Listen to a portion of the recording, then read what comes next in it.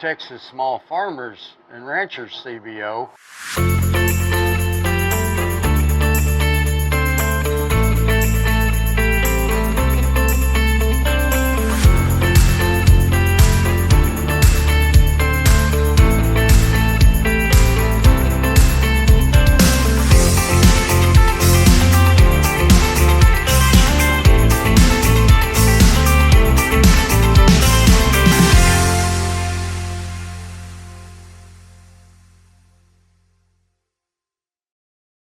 All right. Welcome to our final Knowledge Forum for 2025. Woohoo!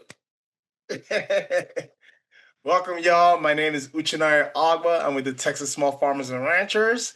And we have our esteemed hosts and panelists all here. Everyone's a host and everyone's a panelist. We have P. Wade Ross, our chief executive. Woohoo! We got Arlena Brumfield, who is a community liaison. Woo-hoo! And we got the esteemed Uriah Israel, who is always here with the knowledge and all of the information right here with us. And it's special because he's actually presenting today.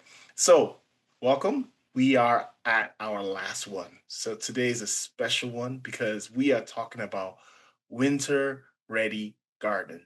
You guys already know Texas weather has been all over the place. Hot, cold, mid, weird, windy, rainy, sunny, dry. I don't know. It just rained here in San Antonio, and Rise in San Antonio is not raining where he's at. So you can just tell how all over the place, even this short span and distance, is just everywhere. But we have our weather, and we as growers and ranchers, we work around and through with it.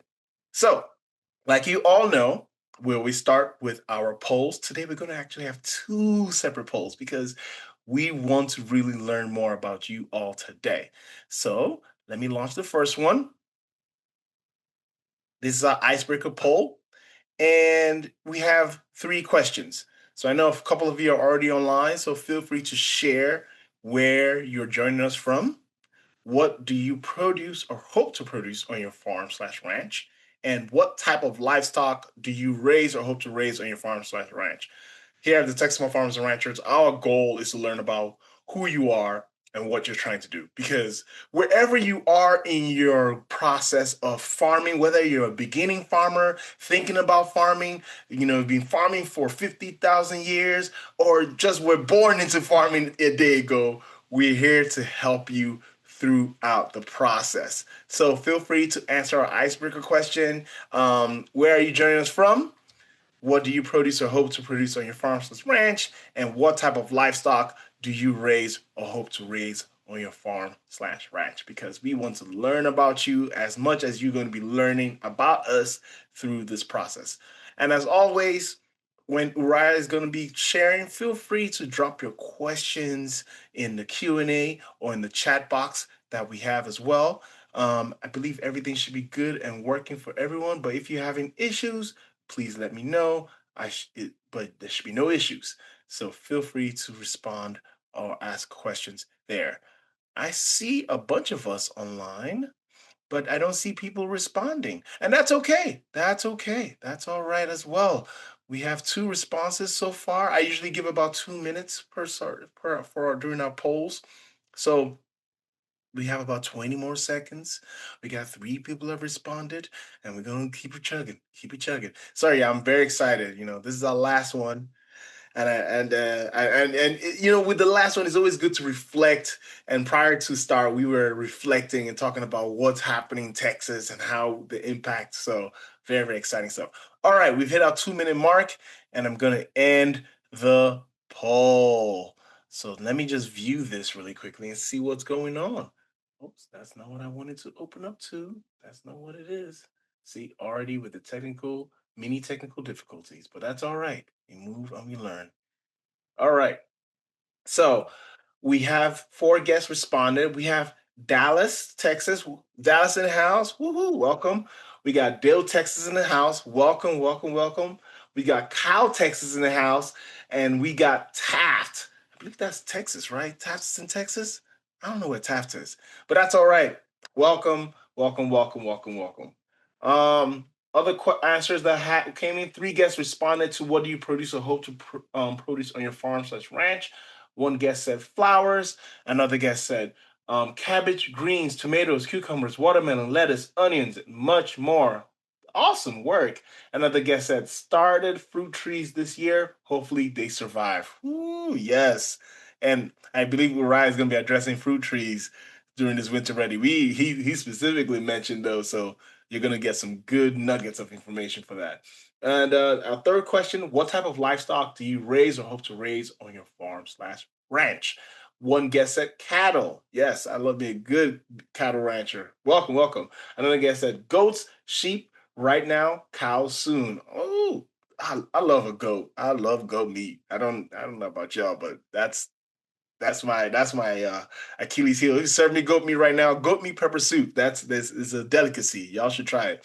And last guest said pigs. Oh yes, that good old bacon. Good old bacon, bacon. So yeah. Thank y'all so much for responding. Thank you so much for joining us. So today, like I've shared earlier, we're going to be talking about winter ready plants, gardening. And this applies to everything from how you're going to take care of your garden to how to make sure your livestock are also kept safe.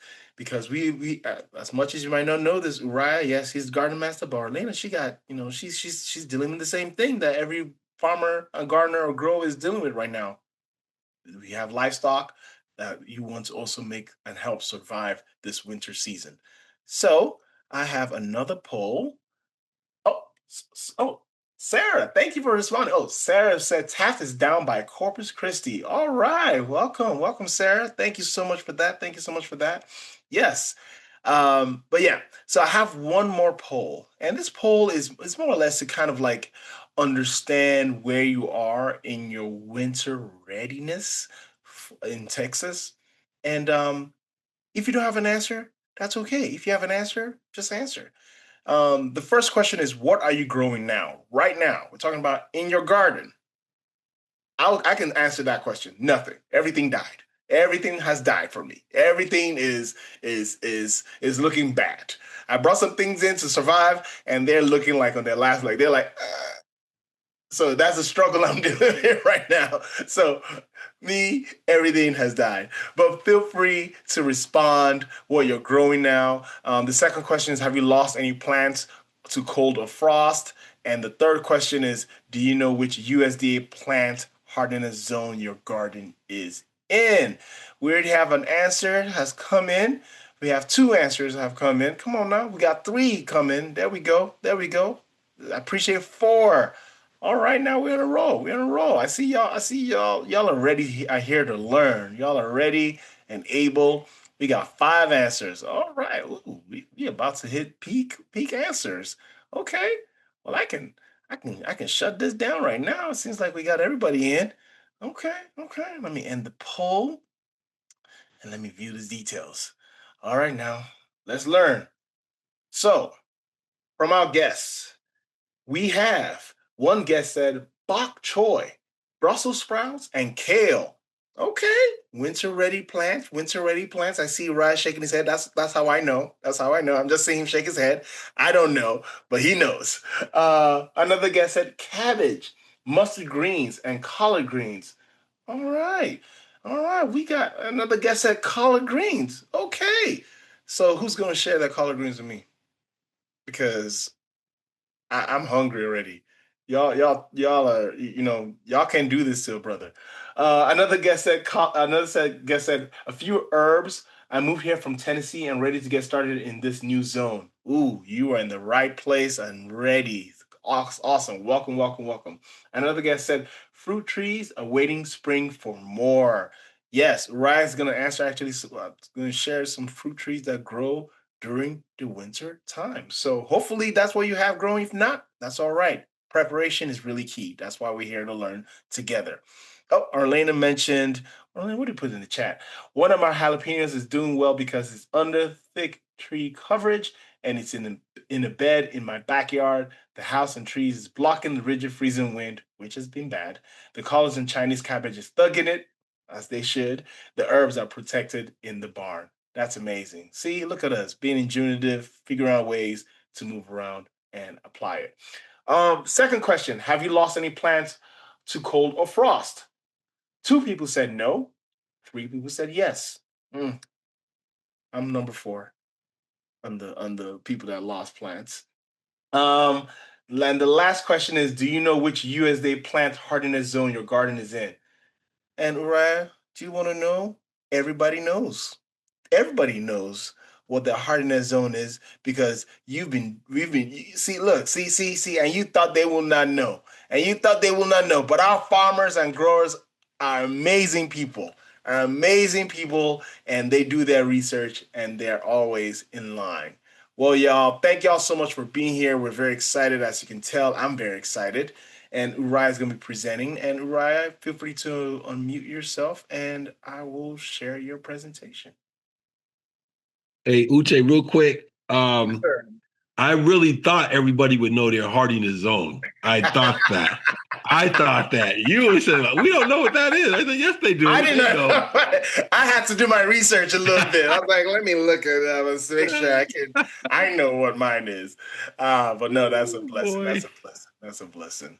Okay. And one other thing I did want to mention is I'm not, we do have some cattle, livestock people in the group.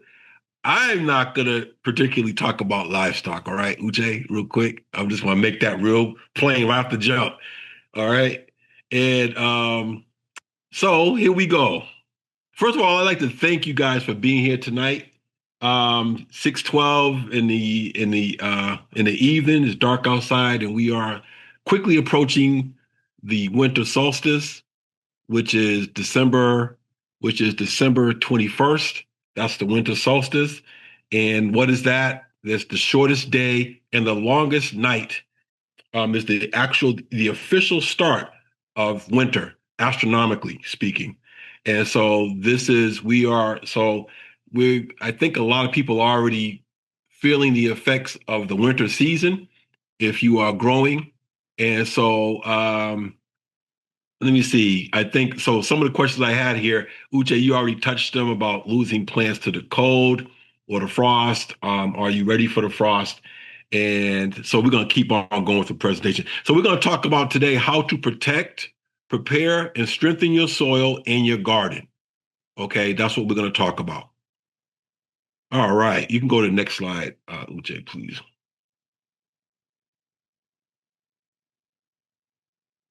Go to the next one. Okay, there we go. So going back down memory lane, 2021 Texas snowpocalypse, known as the Winter Storm Uri, was a catastrophic. Excuse me. The storm hit around Valentine's Day, starting February 19th through 11th, 2021, and lasted about 8 days.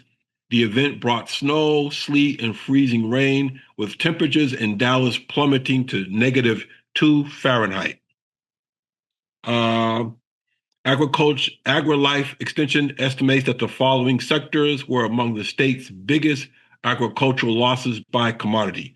Citrus crops lost at least $230 million, livestock at least $228 million, vegetable crops at least $150 million was lost. The Rio Grande Valley lost virtually all of their Valencia orange crop and more than 60% of their grapefruit crop. Cool season vegetable crops like leafy greens, beets, cabbage, and celery were lost. Sugarcane is another major Texas crop that took a big hit. So like this just not did not just affect small growers, it affected the biggest industry in Texas, which is agriculture. And so I just wanted to point that out because, right, this article says agricultural losses from winter storm exceed $600 million. That is a lot of money. The whole state was kind of shut down. I moved here right after that, right before March got here. So I didn't even know what I was coming into. There was brownouts. What is it called? Floating. What do they call them? power outages. You had your time to be on, and they shut it off. And I was like, what is going on here? I had just driven in from Georgia, and everything was being rationed. It was a serious, serious time. And me and Phil were talking about this right before we came on, like how everybody was just affected by this.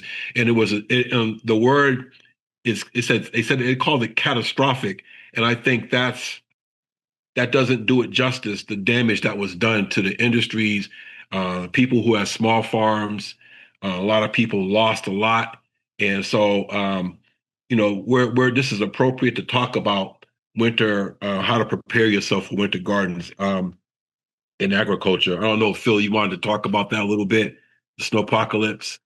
Anybody want to say Nah, something?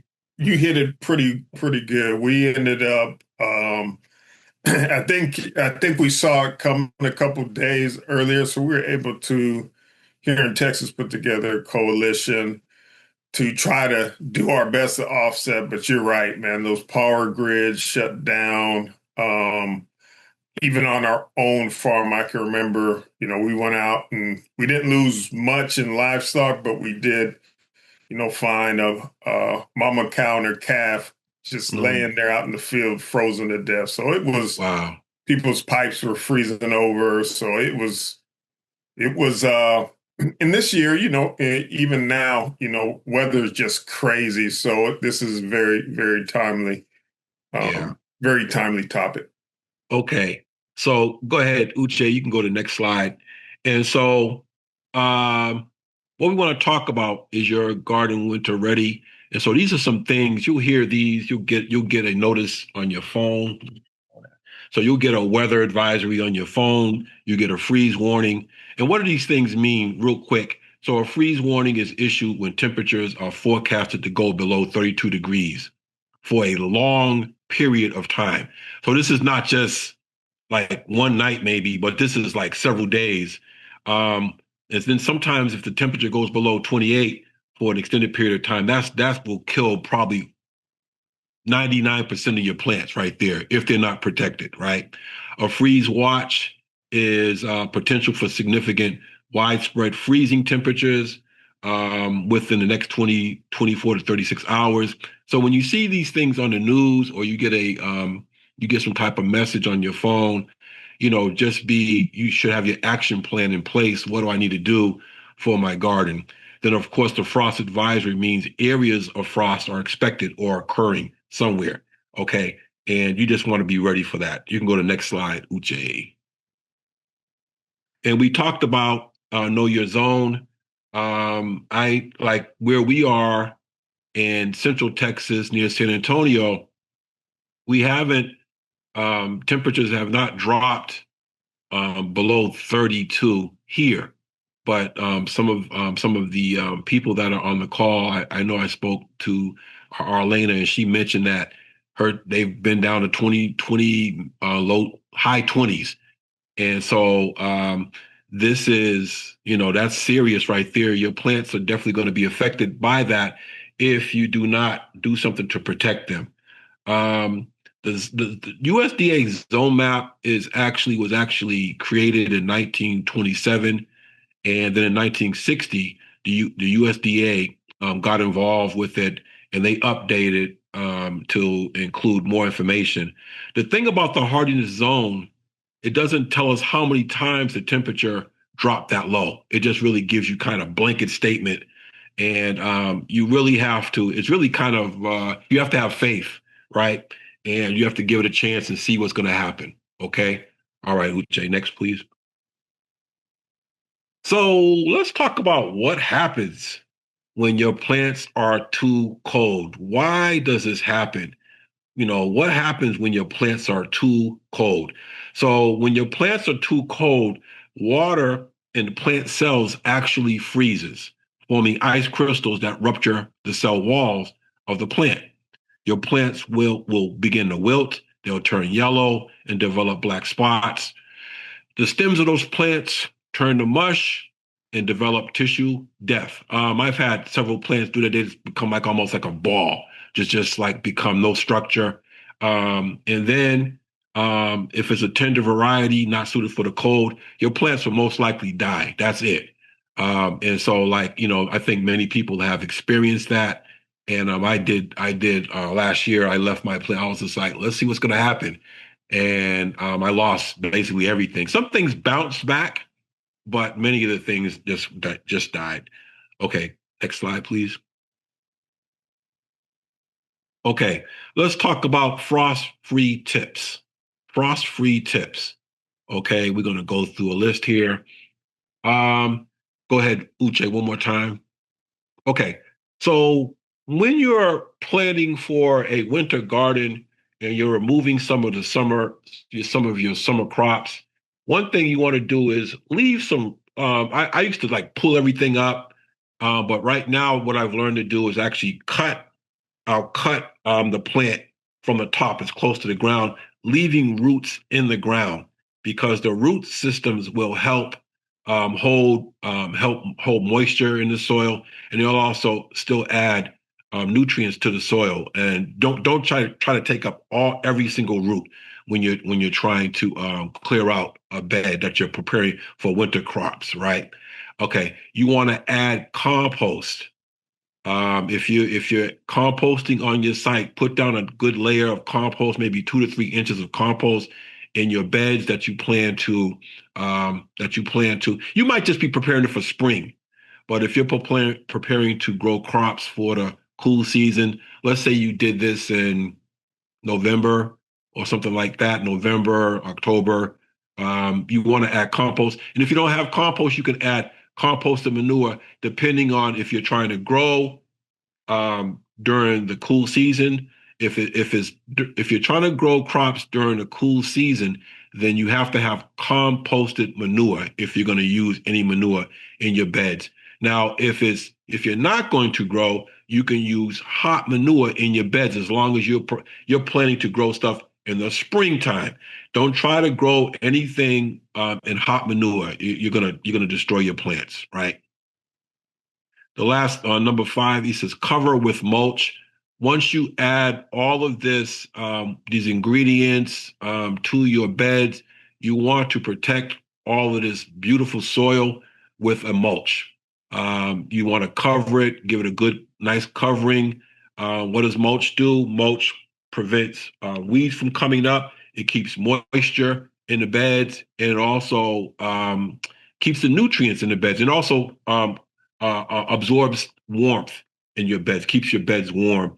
And the last thing I think I said, use cover crops. A lot of people put in clove, hairy vetch.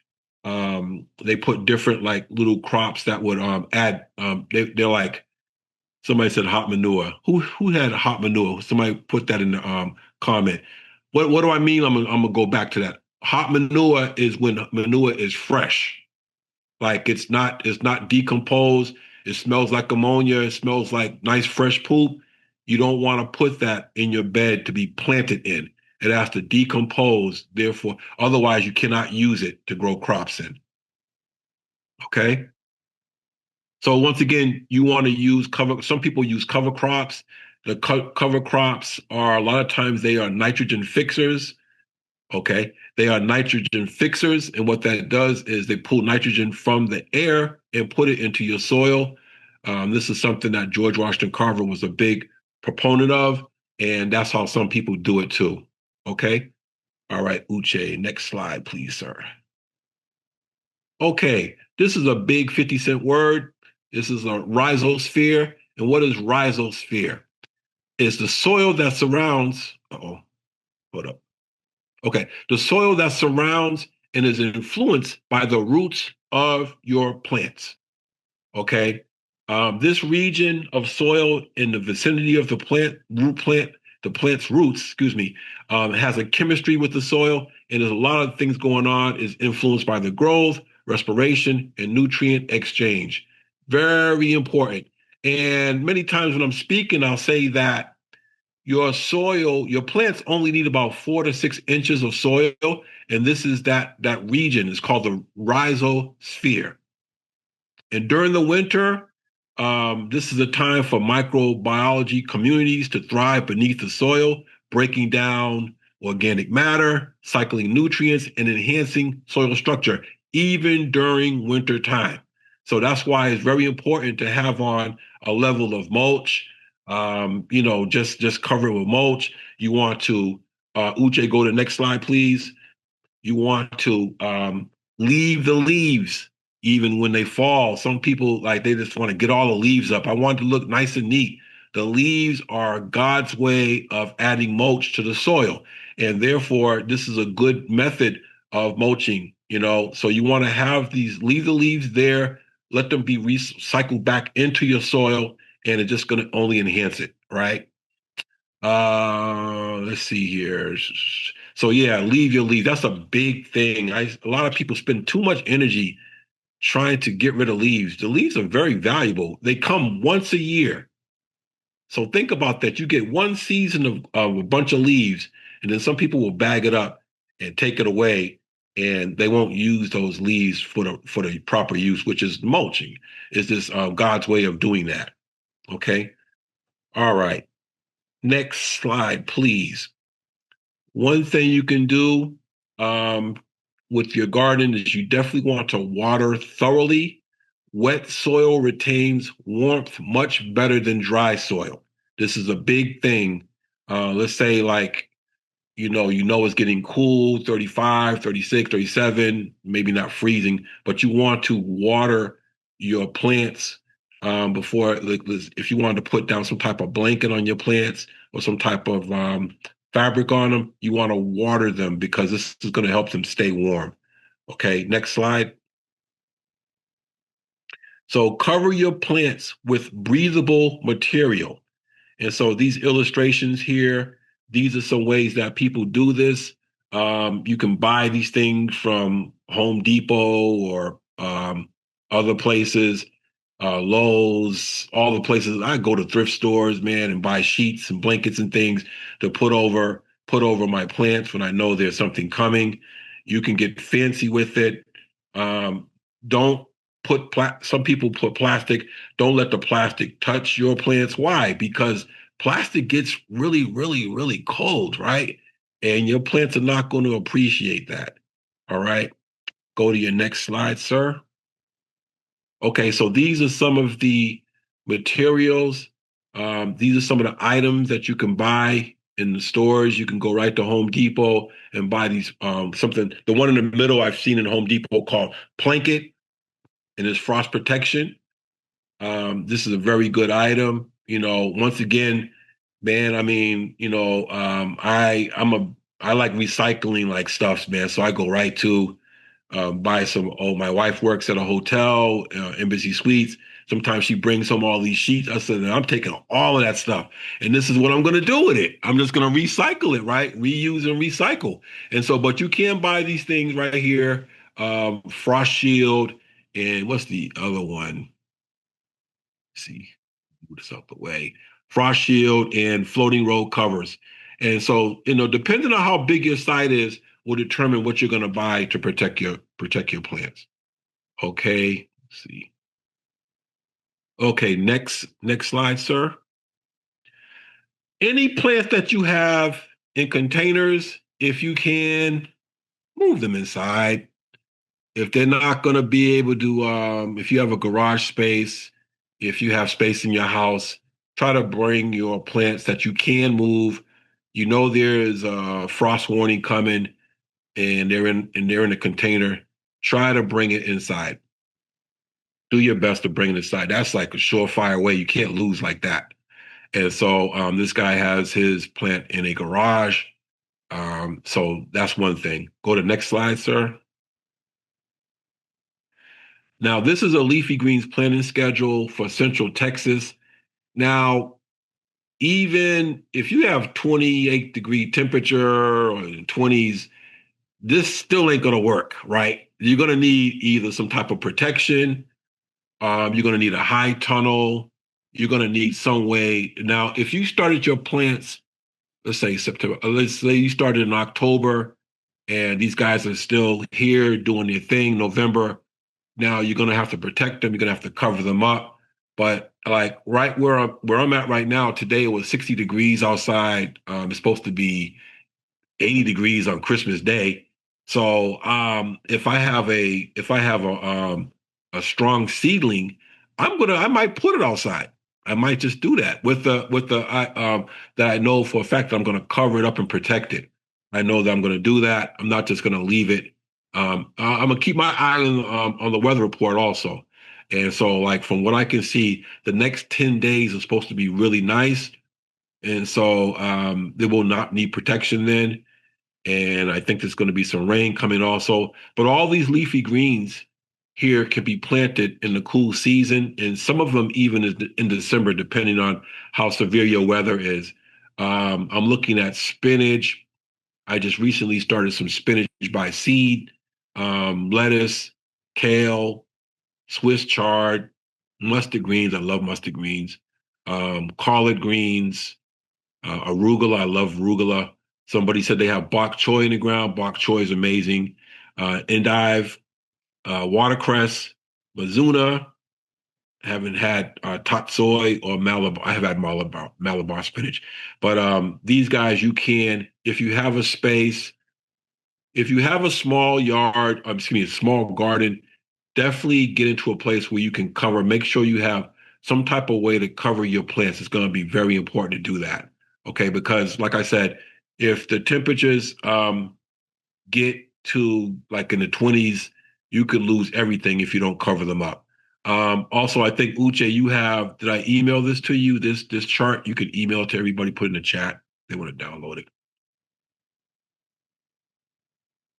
Okay. Oh man, this next topic right here. Uche, turn to the next slide, please. Once you send that out. Wrap young trees. This is something. This is a fascinating topic, and in this picture right here, you see people have the bags over their trees. But go to the next slide, Uche. This is something I just recently found out since I've been in Texas, and this is protect your trees from sun scald. Has anybody heard of sun scald before? Sun scald, and in the picture here, you see this is what sun scald looks like. And you've probably everybody here is all right. Everybody here has probably seen a tree that looks like this. And what is sun scald? Sun scald occurs when the bark on the south or the west side of a tree warms during the day and then freezes at night. And this is what happens to that bark. Is the cambium bark that's being exposed, and the water freezes inside there, and therefore the fruit tree, a young fruit tree, is damaged. What they said is a sun scald can be prevented by wrapping the trunk of newly transplanted trees with burlap or other commercial white wrapping materials. You can also use white latex paint to help reflect the heat from that sunlight that comes from the west and the south during the winter. Because this is a very serious topic. If you have fruit trees, they can't like be warm in the daytime and then freeze at night. That will kill a young fruit tree. And go to your next slide, Uche.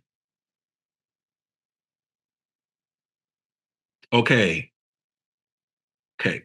Oh, say so the cambium. This is the distinct formative layer that lies between the heartwood and the bark. This is the growing part of the tree. It begins to expand. This is like the water system where water and nutrients flow up and down within the vascular tissues of the tree. The xylem and the phloem of the tree. This is the water going up and down. And so if this freezes, it's going to damage your fruit tree. And I'm not sure how many here have bought fruit trees. They're very expensive, and you do not want to gamble with fruit trees. I think I have next. Go to next slide, Uche. And I think okay. In the middle is what they mean by wrapping, and what you see on the sides there are the wrapping that can go around. That should go around the fruit tree, around that young bark. That's basically coming out of the ground, the trunk, the young trunk of that tree. The one on the right actually is a product from Temu, and I've never purchased that, but I do plan to purchase some now. All right, so that, and I think you can also get that from Home Depot, probably Tractor Supply. But this is what all the fruit tree growers, especially when they're dealing with young trees, they have to wrap their trees. The west sunlight is the most intense sunlight. If that's the one that will get everything warm at that time of the day, and then when the sun goes down, your tree begins to it just begins to cool down, and therefore that's the danger that you're going to have with your fruit trees. They will lose, right, and they'll get that sun scald. All right, let's go to the next slide. And so I see some people doing the anti-freeze shrub protection bag. That's good too. I'm gonna tell you right now, I'm not even sure. I would use this. I would use these guys. I don't have any trees that big as far as fruit trees are concerned, but I definitely will be wrapping the bark. I bought several mulberries and what else? I have some figs and some some figs. I do have some pomegranates, but they're not quite, they're just bushes. And so, but I am going to cover these guys up so that they do not freeze. I don't want them. One guy I talked to one guy, he's a fruit tree expert. His name is Figbeard, and he's out of Austin. And he told me that what he does, his trees are actually in containers, and he puts them in an area where they have true winter. They're not going to be affected by up and down temperatures. Okay, because that will destroy your trees, man. You get 2 or 3 days of freezing cold temperature, and then it goes up to 60 degrees, and that will not be good for your trees. Okay. All right. And that basically is my last slide for my presentation, Uche, and I'm open for some questions if you have some. Thank you, Ryan. That was amazing. That was amazing. Definitely will be incorporating some of those plant covers. I did have plastic, so I learned something new. Learn something new. So I need to probably find some old bed sheets that I don't need no more and use that instead because I did use plastic on one and yeah, I can tell why it died now. Well, but the thing is not to have the plastic touch your plants. If you Yeah. can put like maybe some PVC in a hoop going like this and build like a little tent around your plants, then I think you'll be straight. But if it's touching it, it's just going to be just as cold as the Yeah. plastic. Yeah, I just had it covered. Like I just thought, oh, you know what, this would work, and I had it covered with the plastic, and that was my downfall. Mm. I know, but that's okay. That's okay. Yeah, it's That's why okay. That's how we're you here. learn. We're here Yeah. to learn. We're here to understand. Shatandrea, she said, "Thanks. I need to cover my fruit trees." so Yeah. so yeah, Shatandrea, yes, cover your fruit trees. That west sunlight is bad. But I do have my first avocado. I'll start off with my question. Okay. Okay. So, what are three defining characteristics of winter that growers need to plan around and not fight against? Like, we just have to just assume this is going to happen and just Yeah. have. Uche, that's a loaded question. I'll say this: you can't win against you can't win against the elements, right? So you have to work around them. And with dealing with freezing temperatures, reduced sunlight, and then dormancy. Okay, your plants are at a place where they are. A lot of your trees are going to sleep, and then you're also dealing with what is it? Um, soil conditions.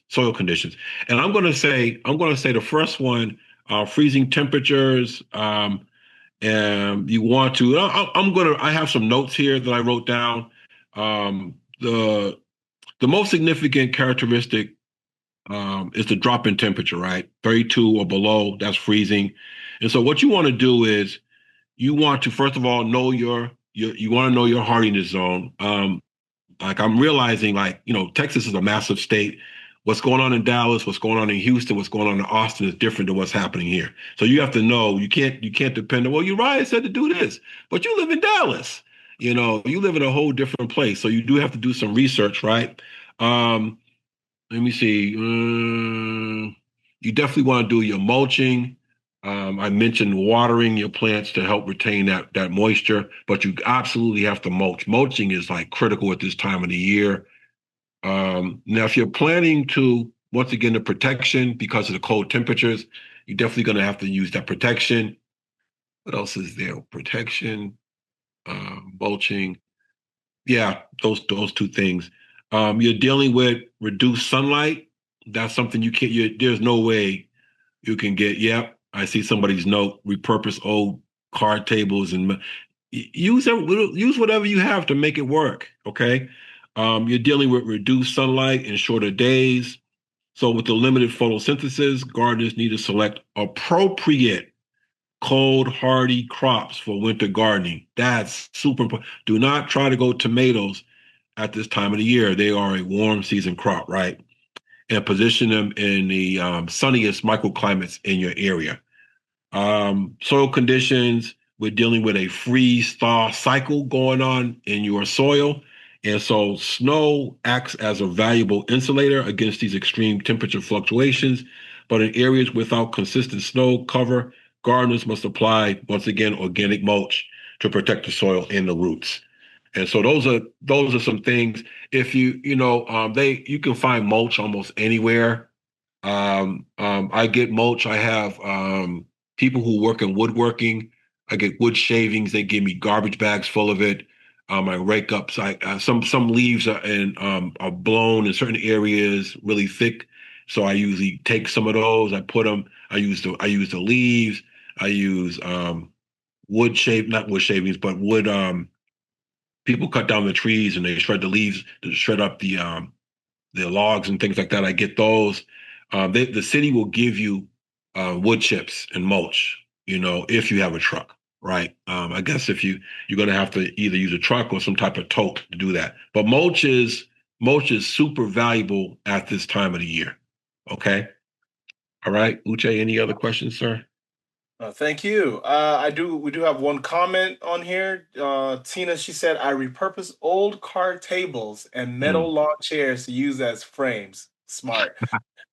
Add to drape sheets in winters and shade cloth in summer, and greenhouse plastic if I need that kind of climate. The frames help because I can leave them in place because I'm too old to keep moving things around. Tina, you are not old. You are smart and you are knowledgeable.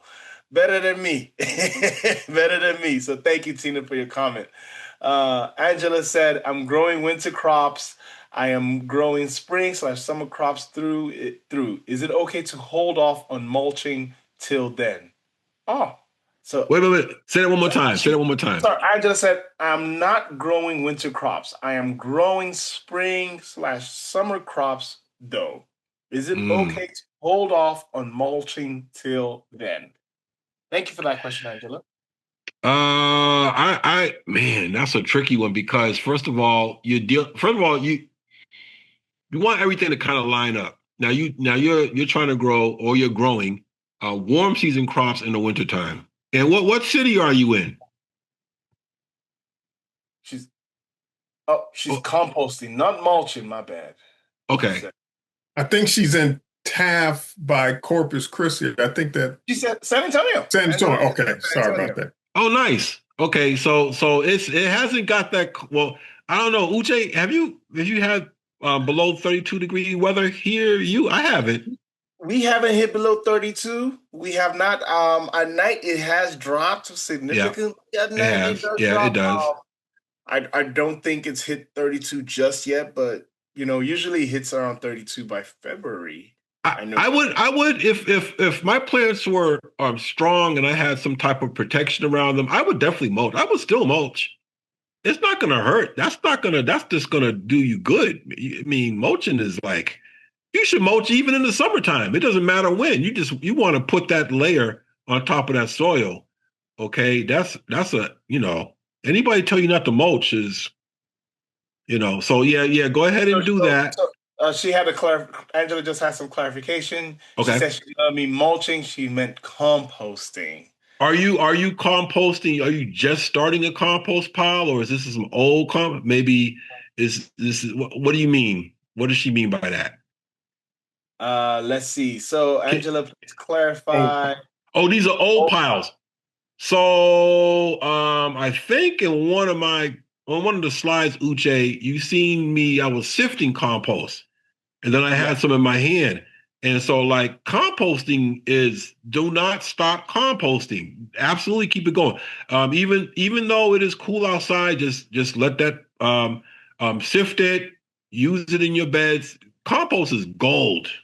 Yes. Okay, that is gold. Like Make your gold. own, yeah, make your own potting mix. I make my own seedling mix with that, and always continue to compost. I would not, I would actually, if your beds. So you're saying you want to add compost to your your warm season crops that are still growing now? Would that hurt? It's not going to hurt them. It's Hey, not going to hurt 'em. you're right too. Another thing that you pointed out in your slide that I don't want folks to miss is you talked about keeping living roots Mm, in your soil versus because I know as gardeners sometimes we feel like we literally have to put our garden to bed, meaning pull up everything and rake it and da da da. But what I heard you say is it's actually helps your soil even to do everything you said to add compost to mulch, but also don't be afraid to keep keep certain plants roots right there yeah, as it goes into winter, even though it's not really growing season for that right, particular plant. right. And I thought I heard you say something about it may not hurt to plant something too, even if you're not going to really, tend to the garden, but to keep roots in the ground. So can you speak to that? Okay, let's see. So definitely annuals.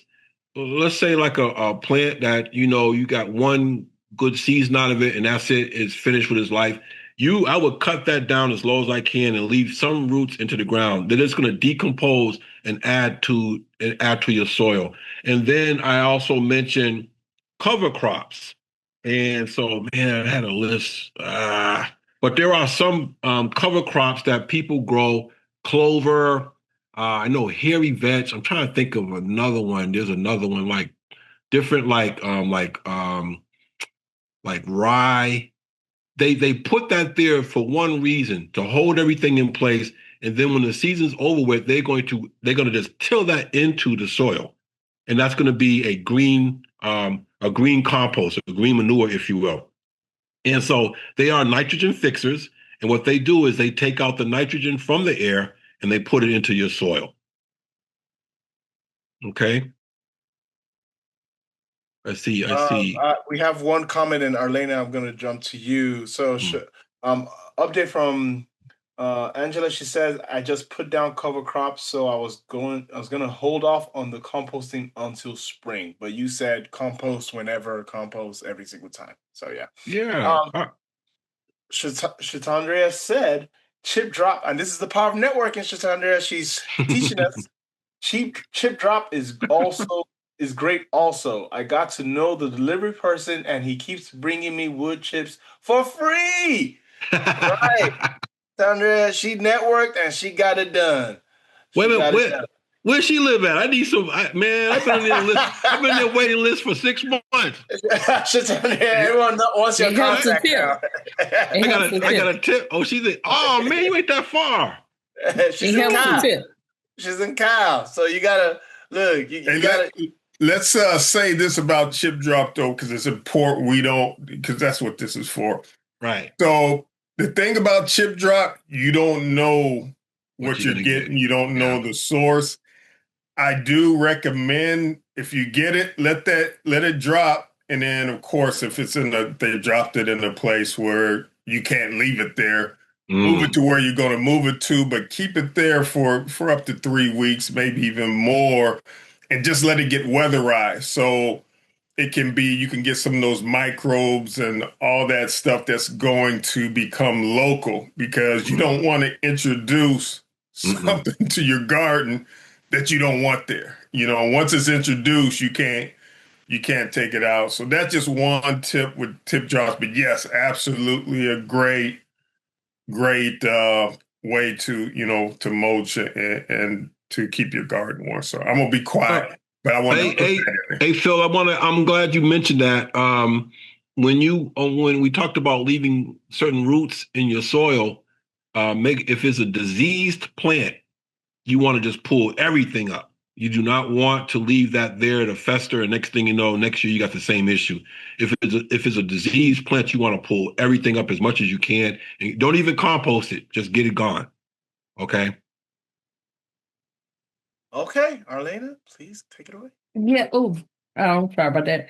I was going to say I actually have a question, but I was going to say so I don't forget that composting is really, really good in the wintertime because I like to remind people that when the compost puts in beneficial nematodes and microorganisms that are going to fight those burrowing pests that are going to come out in the springtime. So the larvae and the eggs are in that soil.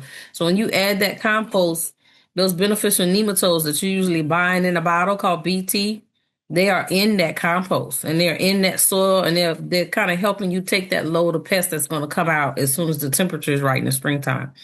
So I love to make sure I have that microbial um, warfare. I'm trying to beat them before they come to get us in the springtime.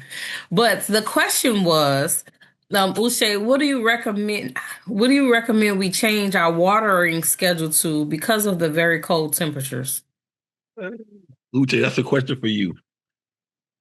I don't know that answer, but that's for you, Ryan. So we both have the U's in our first name, so I get it. Yeah. I think she meant you're right. I know Yes. she did. Oh, what did I'm I just say? playing. You said Uche. Uche. That's You're right. okay. Yeah, Uche, do not You, answer that question. you, You're right. I'm so sorry. that's The all right. use in my No, brain. you don't need to water as much in the wintertime. Absolutely not as much in the wintertime. But you do need to water deeply when it's warm. Your plants they can be affected by not having enough water. It's almost like a cold desert. But when it warms up, you want to water deeply because your plants still need water during the wintertime. Okay. Um, yeah. Yeah. And if you can before a hard freeze, try to make sure your plants have like the moisture that they need. But yeah, I wouldn't water as much, Arlena. All right. We have a guest question. Paul Beatty, I hope I say that right.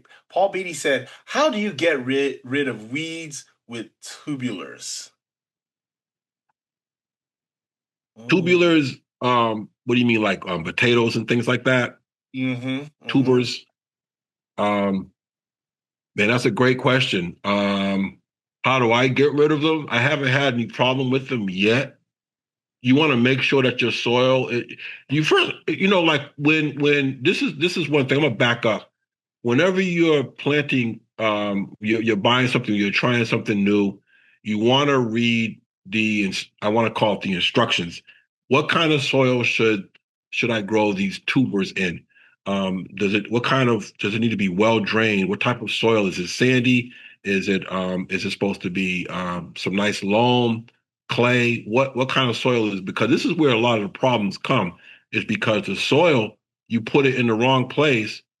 And because I'm growing potatoes right now, and I know that it needs to be in weld, he said, okay, weeds like Johnson grass. Wow, that's a great one. Now we talk. That sounds like a cattle question right there. Well, let's get to. I want you to hit this, Uriah. What's that? Is that word weeds? Because what we're learning, and we got a podcast, and it's called Farming Ugly. And really part of that mindset is changing our mindset to managing for what we want. Do not be so focused on what we don't want versus what we're trying to do. But can you talk a little bit about that word weeds? And I know there's a book you want to recommend as well. Oh, no. Oh, man. Excellent. Man, I have it right behind me. I'm not going to be able to reach it, though. But weeds are indications of what's going on with your soil. And so, like, we call things weeds, but I don't like that term. They're just kind of like some people, they're growing in a place you don't really want to grow.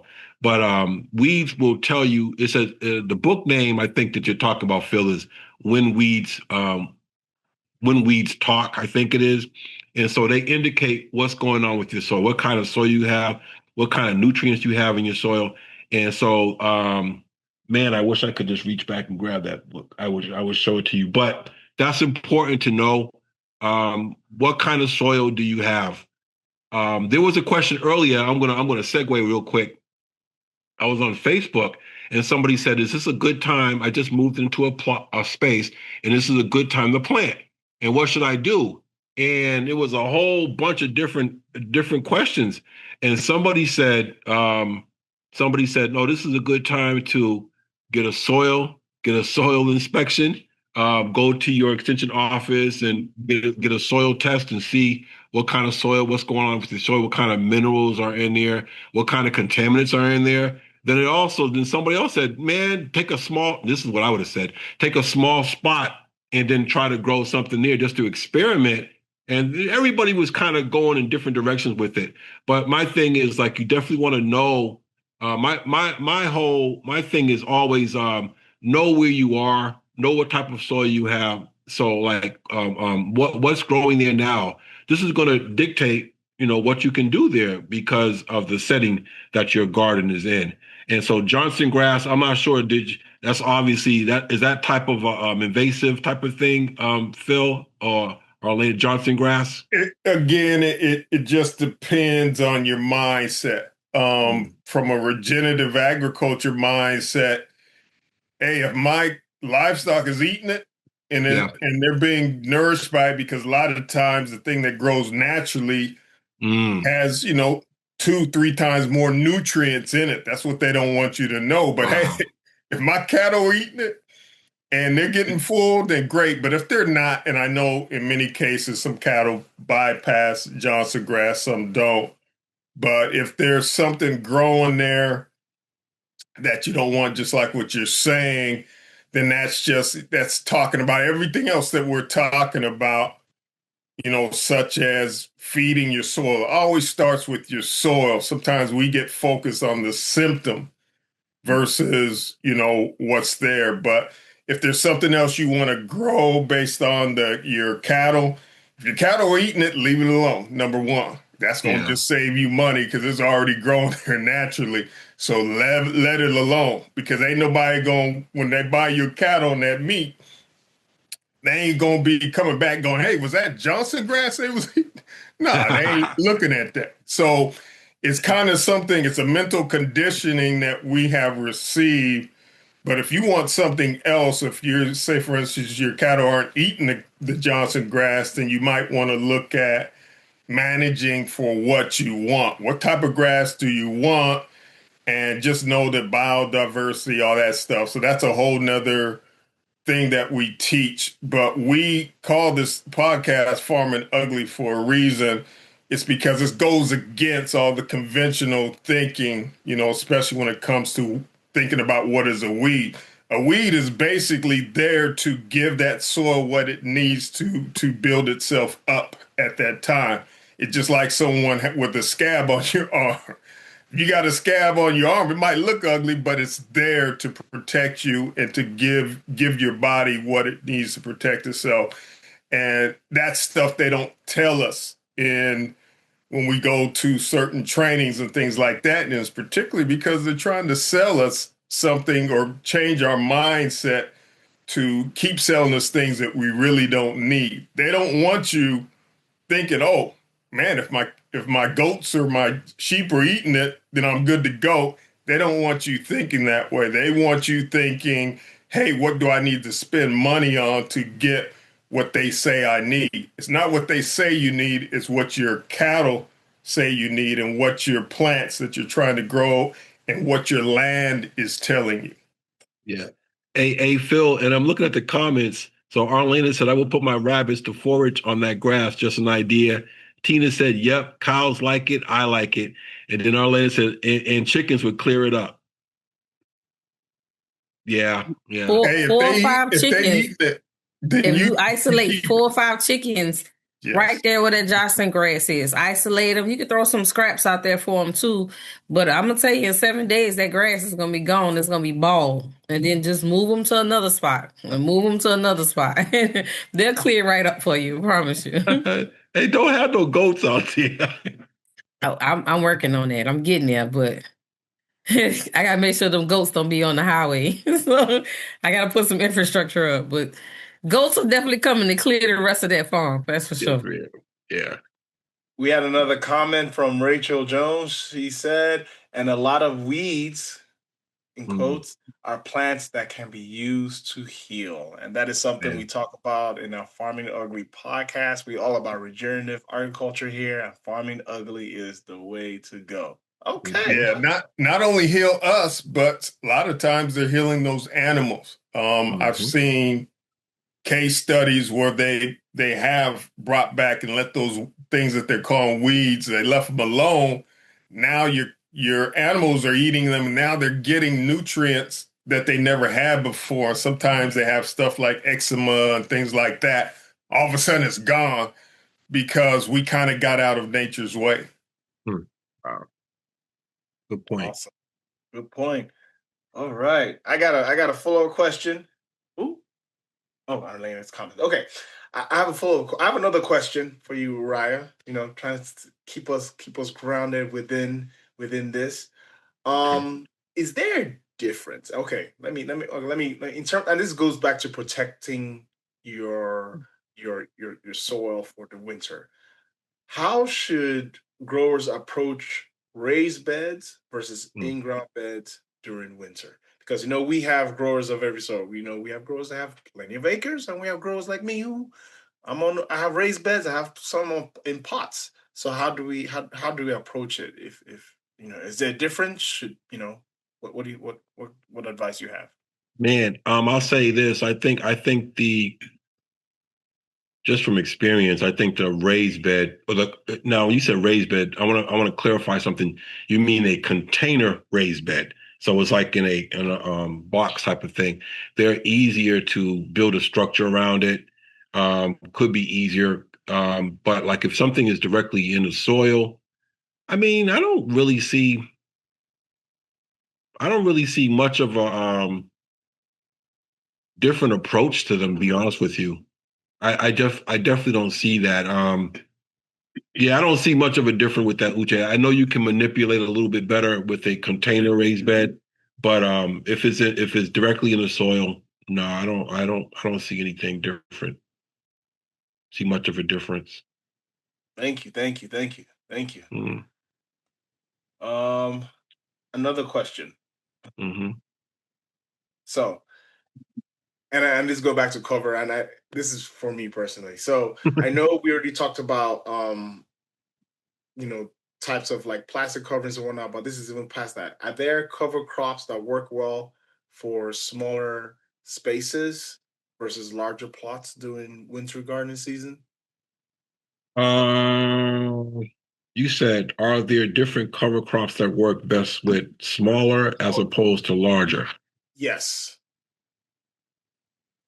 I think too, what you're right with that one, define cover crops, number one.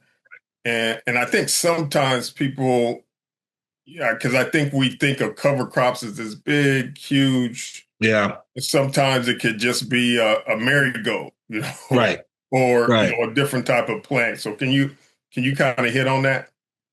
Okay, so what people cover crops are grown not to harvest; they're just grown to stop erosion, to add something to the soil. Sometimes they even put stuff in just to remediate the soil, take out something that they want out of the soil. Okay. And so like whether it's a big space or a small, I've seen people like do a whole half an acre with nothing but a cover crop, just preparing it for another season. They're preparing it for the spring. They're preparing it for a nice warm season crop coming up later. It's not for something that they're going to harvest and eat. I want to make that really clear. And so that's what cover crops. And I was like trying to get a nice list of some of like legumes, grasses, rye, oats, wheat, Okay, legumes, clover, vetch, peas, and then you got some brassica. They say radish, turnip. If I'm gonna grow some radish and turnip, I'm gonna eat those, right? But other things, the cover crops, definitely rye, oats, and wheat. Those are some things that people put down just as a cover crop. And so whether it's a small space, whether it's a big space, I've seen people just put out a whole bunch of like grasses. Grasses are like, and when I say grass, man, grass is like wheat, oats. Those are all from the grass family, and so like that term, that's what that term means. And I love what Arlena put in there. Can you touch on that, Arlena? Because that, to me, that's what I use as cover crops. I'm already using, like Arlena mentioned earlier, with her chickens, with us, since we have sheep, whatever's coming up, because what people don't realize, there's already seeds in the ground. There's already nutrients already right there. You don't even have to spend any money, and you'll have cover crops based on what we talked about. Maybe if you cover with mulch, you'll sometimes see new things come up, or compost. But I'm gonna be quiet. Let Arlena speak to that, because that's how I approach cover crops. It's basically what's already voluntarily grown in my beds. Yeah, yes. And we already mentioned that the weeds that are coming up are telling you, they're kind of like flags telling you, hey, this is what's going on. So usually when you have a bed, I usually let a bed rest and then I plant somewhere else. Like, so where the is growing in my beds in my urban space, I'm saying in container boxes and raised beds. When I plant in one space, I tend to just go to another box and grow for the alternate during the seasons. Now you may not do that. You may just start to develop the soil, add more soil and some nutrients, but it is going to naturally have this green cover of all this wildlife, which you would consider weeds growing out of it. You know, have some dandelion. The clover is very popular here lately in the past because I've been in this space for 5 years, so it's evolving with me. Here in this space, I used to have a lot of dandelion. Now, not so much. It's a lot of clover, but I also noticed this. It looks like a false cilantro, or I heard another ask me, do you have this growing in your spot? I was like, yeah, in Dallas we have a lot of this.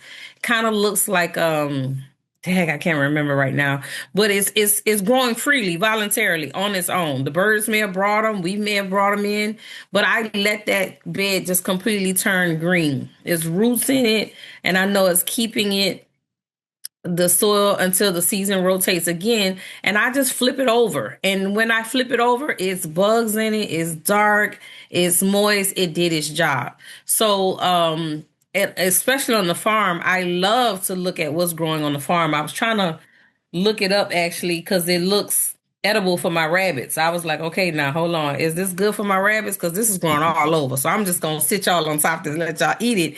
But the land is covering itself, which it will always do. It will always cover that soil. So work with it because it knows what it needs to put out. It knows I need this particular thing to grow for the nutrient or the microorganisms, whatever reason, it already knows it's going to cover itself.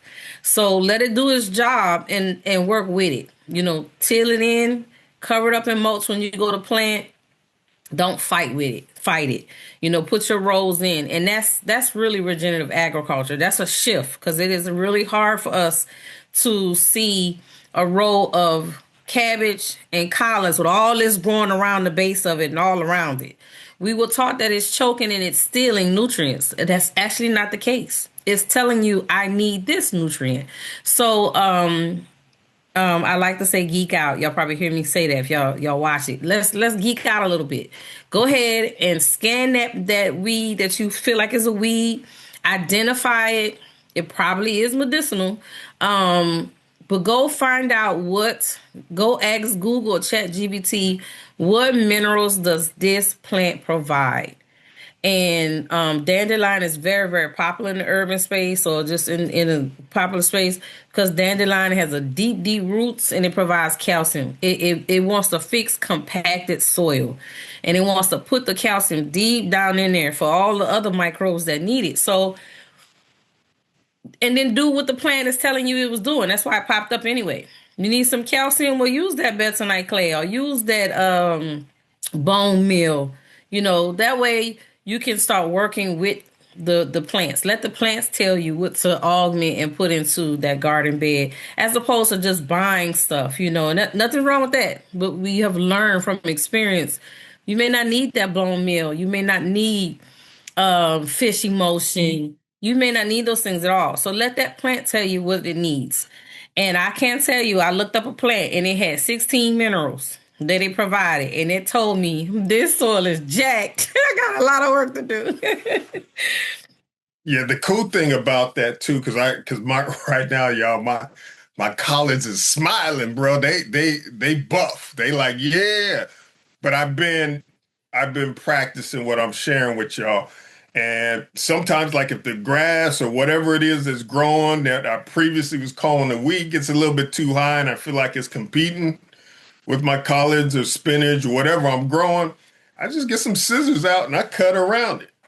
I just cut around it so it's not competing for sunlight, but it still has roots in the ground. So I'm not pulling it because that's what I used to do. And when I do that, I'm pulling out the very plant that's feeding the very root systems that are feeding the soil. So that's kind of the paradigm shift is going from always looking at your plant to now start thinking about your soil and how that soil is feeding your plant. And once you understand those principles, and then just if you're nervous, if it's like, oh man, what Phil is saying don't really work. I know it works because I just went out today and got no holes. There's no pests because pests don't attack healthy. They don't attack healthy plants, which are growing in healthy soil. They leave them alone. They look for unhealthy plants to attack. So ain't no holes, nothing like that. But I've been just, starting from this, starting from when I planted them. For some reason, these collards are sticking around. I'm going on my second year with the same batch, but it's because I let the soil build up and I didn't interfere with nature. I just let nature do what it was. And I was nervous, trust me, y'all, because it just was so different than what I thought as a grower, as a gardener. And I'm just here to tell you it works. Can't say it's going to work the same way in your yard, but same with the leaves. I left the leaves there just because Uriah was telling me, man, don't mess with them leaves. Just leave them right. They fall, leave them right there. So I sure enough did. And like I said, my collards and my spinach right now I wish I planted more stuff, but I'm still new to this gardening thing. So I got to start slow, y'all. But got my Swiss chard, my bok choy going right now too, because now I have more and more confidence. But y'all, if you don't believe what I'm saying, just get you a little test plot or create you a little small, 6x6 or 4x4 space as a trial piece that you're going to try this, and then do everything that Arlena just shared with you. Just let your cover crops be what's growing already right there. And like I said, if it gets too high, and plant right in there. I literally leave the roots alone. I dig my hole right in the middle of it, put that seed in there, and leave the rest alone, because we have a habit of thinking we have to manage nature, and we don't. We just got to get out of its way. I did want to say I do mulch heavily on all of that whatever's growing out. I do cover it up. I don't look at it. Right now I have a blanket of green miscellaneous growing out on one of the acres. It's just, and I'm leaving that alone. I'm not worrying about it. It's taking care of itself. But in the space that I'm growing and I need it to be prepared for the spring, I do mulch on top of all that greenery. So that you don't see the growth, and that could be a word that was going to be coming up a lot here in the next year in agriculture. Conformity. I may cover it up from just conformity because my brain doesn't want to see all of that growing around my crops. I do still want some neatness, but I am doing it the right way because we encourage you to mulch anyway and to cover that soil. So I'm smothering it and I'm covering it. Wow. I did want to say something. That was a suggestion that, I had Googled earlier about cover crops. What I find is that many times if we don't plant in a bed, the creator's going to grow something in that bed. Just let it grow. You ain't got to, it looks terrible. No, just leave it there. Just let it grow. And like what Arlena said and what Phil said, naturally what's supposed to grow there and add those nutrients is going to pop up because we know that seeds can lay dormant for a long time. And then during the right conditions, it will come up. And like some people like will actually go buy wheat seeds or whatever to cover. We don't need. I don't think I'm not in a space where I need to buy a 50-pound bag of cover. Some seeds to cover some land. So I don't want anybody to like think, oh, I got to go get this. No, if you just leave some land by itself and don't mess with it, it's gonna grow something. It's gonna keep everything in place, and then when it's time for you to use it, then you can clear it out and do what you need to do. And I don't want to get too deep into this cover crop thing. We going on and on. But I just wanted to say that, Uche.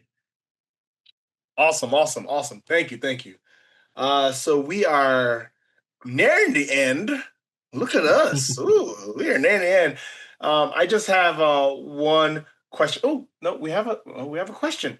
Shatandra said, I'm using the no-till method this spring. Do you all have some tips? Ooh, hey, look, that's what we've been talking about all evening. That's all we've been talking about. Put down some compost, put down some manure, cover it with mulch. That's no till. That's no till. You right on the button, Shatandra. That's exactly what we're doing. We're not go dig up all of this, add that, add this. No, just keep layering up like a lasagna and then planting it when springtime gets here. You are hitting it right on the head. Okay. Yeah, you're doing it. I'm not sure. I get what do I do? I use horse manure, composted manure. I do my own composting here. I make everything, all my vegetables. I think everybody on here is juicing and making salads, and you have stuff in your refrigerator that you didn't use. Man, start you a compost pile, and like really learn how to recycle. We throw away so much stuff that can be used. Just go ahead and recycle it, reuse it, repurpose it, and get it going. That's the real key to what we're talking about. Regenerative agriculture is like keep it like this. It's the circle of life. It's a circle of life. Yeah, use the cardboard, and yeah, you can do that. That's good. Cardboard is like take a long time to break down. Shatandra, cardboard takes a long time to break down. Yeah, you can use basically newspaper though if you want to break it down faster. But I do want to go back to what you said about the recycling. It's important. We talked about it a little bit with the wood chips, but it's important. You already have to try to use the microbes that are already locally there. And that's in the leaves that fall, like Uriah was talking about. But that's also in using all the supplies that are already there. If you got fallen trees or things like that, maybe you want to get a wood chipper, if you got a lot of trees on your land and start using that as not only mulch, but also in some of the compost you make. Leaves, as we talked about. I got a little bin. If there's something you calling a weed and you have to pull it and put it in that bin that you can use for browns because it's going to eventually turn brown. Even when I cut my grass, I try to time when I cut my grass so it's still green and it stays green in time for me to make my compost. So there's certain things you can do to schedule if you're doing yard work or you're cutting certain leaves. I take the lawnmower, I put that down, run the lawnmower over it, and I use that in my car. I cut it into little bits, but there's little stuff you can do. But the point I'm making is if it's already on your place, it's already inoculated with the microbes that your land, your garden already is used to. It's going to already adapt to that and want that versus bringing in new microbes that have to be microbes. What I'm talking about, that is fungi and bacteria, all that stuff that exists below our feet. If it's already there, then that's ideal to use it versus, sometimes we order stuff or ship stuff that comes across the country, and now we're introducing it to our yard. So that is very key to know that. Recycle what's already there as much as you possibly can. We do, Uche and I are putting together a composting 101, because there is the other thing to know when we say compost, not all compost is created equal. So we say that, but we're saying that a little bit too loosely when we say compost. It has to be the right compost. It has to be biocomplete, and it needs to be products that you already know, and it has to be living creatures versus, if you smell a bad smell, don't put that in your garden. That's got pathogens in it. That's the first sign of pathogens, is a putrid or bad smell.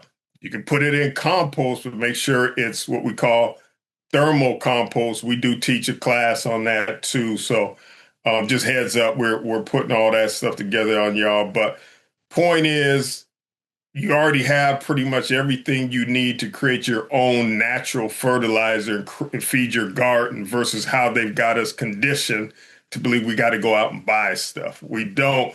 We just have to get in the routine. We got to re-educate ourselves and get in the routine of doing those things. And then it shows up on our bottom line where we can actually make money, selling our own food and feeding ourselves and treating our food as medicine. Back to you, Uri. Now I'm looking at thank you for saying that, Phil. First of all, Paul, he said fallen pine needles. Do you recommend these? Yes, I do recommend pine needles. I still, once again, I will add a layer of compost and manure or manure on top of that. Some people say, it's good for acidity and all that, but I would just layer it up. I go back to what Satandra was saying, and that is no-till. Just keep layering stuff up, and it's breaking down. It's just going to break down. I'm also seeing here, she said, I have horses. This is Shatandria. I have horses and I am making my own compost. Absolutely. I do that. I've made my own potting mix for starting seedlings. And so we got to get there. That's what we got to do. Compost is very valuable. We buy all these things from Home Depot, and you can go broke just buying stuff. Oh, I need to get this, I need to get that. And you have the ability to wait a minute, Shatandria, you said you have horses. So you want a big space where you can actually do something like this. I've built my own compost bins.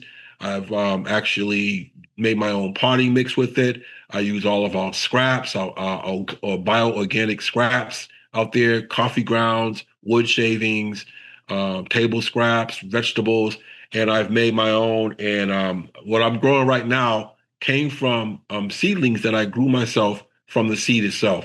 That's what we got to get back to so that we can. Right now, we're spending, not all of us, but some of us are spending money, and because we're still learning, and as time goes on, we should be just making all of our own everything, and it all comes right from the earth.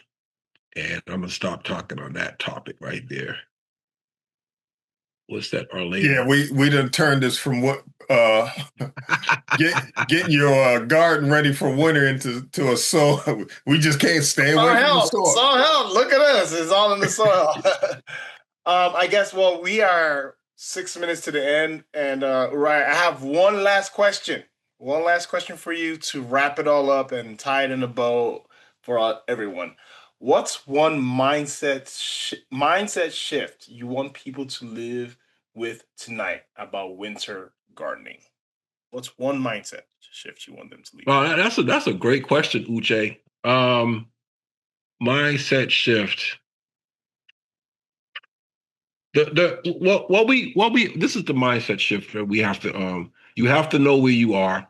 And you have to recognize that we are living on a planet Earth and it goes through different cycles. And you have to learn how to grow within those cycles. It's not good or bad. We have to learn how to live within these cycles. We're really coming back to how does the earth work? We're really learning. I think the last Tuesday, see, we was talking about food. We're just beginning to come back to like getting into the cycle of growing food and being the keepers of the garden. We're coming back to that mindset. And that is the mindset shift we need. Everything is there. I'm looking at what Shatandria is saying and what Arlene is saying and different people. Look at these are all resources, fallen pine needles. We have everything that we need. Shatandria, you're in San Antonio. I'm up the street from you. Arlena, we just a phone call away. I'm not Paul. We can call each other. We have a wealth of information. We have everything that we need to do this. Do not, this is one thing, Uche, I do want to say, is that do not be afraid to make mistakes. You're having fun, you're learning, and this is how you learn. You can't, some of the stuff that we're talking about, you want to just read a book and you get paralyzed by trying to figure out what's the right thing to do. Just go get started. And you laugh and you say, man, look at that. And then you learn and you keep moving forward. And this is what I want everybody to walk away with today is like, try it. Just try it. Keep your eye on the weather, read, learn from like observing the plants and just try it. Don't. And, then later on you're an expert now because you went through all the trials and tribulations that it took to become what you want to be. That's it. That's it, Raya. Well, thank you. Thank you so much, Raya, for sharing your wealth of knowledge. I certainly learned a lot today. And I think our guests have learned and they've taught us a lot as well. So thank you. Forever grateful for the knowledge, for the impact that you're making. And, I'm going to continue my regenerative practices. I'm going to just layer it up, make that lasagna, just close my eyes. When he grows, I'm like, no, I'm not looking at it. Just run away. Just run away for the next 3 months. Just look away from the bed. Yeah, don't be afraid to go for it. Yeah. Hey, Uche, could you, I know we're coming up towards the end here. Can you share how folks can continue, if they enjoy what they're hearing, continue to follow us? Of course. So everyone, thank you all so much. If you do not already, please follow us on all our social media channels, Black Farmers CBO. If you would like to learn more about and watch some of these videos, because we do share these videos, we are on YouTube as well. Farming Ugly podcast. So subscribe. We share a weekly video every Tuesday. It comes out on Monday, but it's published on Tuesday every single week. So you get some knowledge, you get some information, tidbits, and we also have long form videos as well where we have like these, where we have past experiences. We teach everything from regenerative, soil health, how animals help to regenerate our soil, how bees help to pollinate, how, everything. We've talked about it from livestock to plants. So check us out on YouTube, Black Farming Ugly Podcast. We are there, we are live, and we are very grateful for you all to be here as well. Arlena, thank you so much for your knowledge. Phil, P. Wade Ross, appreciate you as always for your guidance. And Mariah, thank you so much for the mindset shift because I needed it. I needed to change my mindset today. And you helped me. I'm good. Like I said, I'm not looking at my plant no more. I'm just gonna look away. Anyway, thank y'all so much. Yes, subscribe to our YouTube. Subscribe. We want y'all to be amazing in our journey and join us in this journey. And as we always say, be the exception. Have a good night, y'all.